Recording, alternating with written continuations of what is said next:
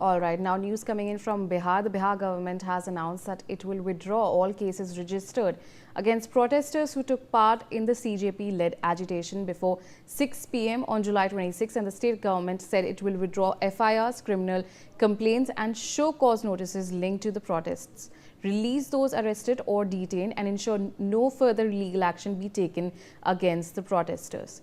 Now, joining me on the telecast is my colleague Ritesh Mishra. Ritesh, we have also seen CJP spokesperson Saurav Das also announced in regards to this as well. What exactly you're getting to know in terms of the fact that have these FIRs been dropped? Have the action is the action not being taken against these protesters? देखिए कि कल रात जो बिहार का गृह मंत्रालय home department उसने एक नोटिफिकेशन जारी किया और उसमें इस बात का जिक्र है कि जो भी प्रोटेस्टर, जो भी छात्र इस आंदोलन में शामिल थे, उनके ऊपर जो FIR दर्ज की गई है या जिनकी अरेस्टिंग हो गई है, वो FIR जो है वो FIR वापस लिए जाएंगे और जो भी अरेस्टेड लोग हैं उन लोगों को रिहा किया जाएगा। उसका एक टाइम लिमिट भी उसमें जिक्र किया गया है। तो बहुत बड़ी राहत है जो छात्र जेल के अंदर बंद थे या जिन्हें डर सता रहा था कि उनके ऊपर लीगल एक्शन हो सकता है।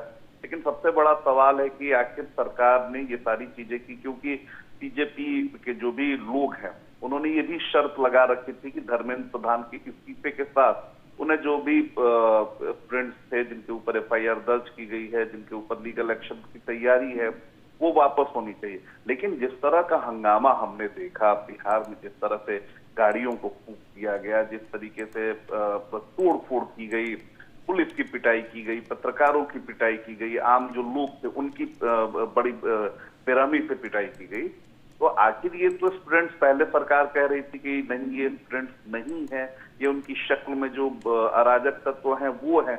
तो अगर उनके ऊपर से FIR सरकार हटाती है तो इस तरह की मानसिकता बढ़ेगी और इसको लेकर भी सवाल अब उठने लगे हैं कि आखिर सरकार बार बार बैकफुट पर क्यों आ रही है, क्यों सरकार एक्शन लेने से पीछे हट रही है। जो प्रोटेस्टर की आड़ में जो अराजक तत्व से हुए थे, कम से कम उनके ऊपर कठोर कानूनी कार्रवाई होनी चाहिए थी, लेकिन इसमें सरकार पीछे हट रही है। देखने वाली बात होती है कि आगे इसको लेकर क्या कुछ बिहार में पॉलिटिक्स होती है। जी। And Ritesh, one more question from you in terms of the action pertaining to this policeman who was seen carrying in this video as well the AK-47. Other than suspension, what exactly the government has taken action pertaining to this?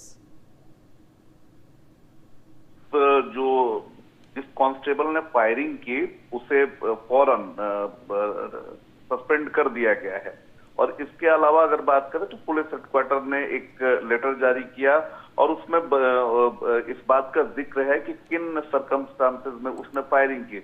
उसमें साफ तौर पर कहा गया है कि police को चारों तरफ से उपद्रवियों ने घेर रखा था, पुलिस के ऊपर गंभीर हमला करने की तैयारी थी, जिसमें पुलिस जो है वो बुरी तरीके से या तो पुलिस कर्मियों को नुकसान पहुंचता, वो जख्मी होते या किसी की जान भी जा सकती थी। और यही कारण है कि उस सिपाही ने 4 राउंड फायरिंग की। हालांकि उसे इस बात की इजाजत नहीं मिली थी, लेकिन अपनी जान की रक्षा करने के लिए जो उसके साथ जो अन्य जो पुलिसकर्मी थे उन्हें बचाने के लिए मजबूरन उसे फायरिंग करनी पड़ी, क्योंकि सिवान में जिस तरह का हंगामा देखा गया था, कई सारे वाहनों को फूंक दिया गया था, नेताओं की पिटाई की गई थी, पुलिसकर्मियों पर अटैक किया गया था, तो ये इसी के दरमियान हुआ। तो इस पर शोकॉज भी किया गया है उस सिपाही को। अब आगे देखने वाली बात होती है कि सिर्फ सस्पेंशन तक इस पर कार्रवाई होती है या फिर इसे नौकरी से टर्मिनेट किया जाता है। जी।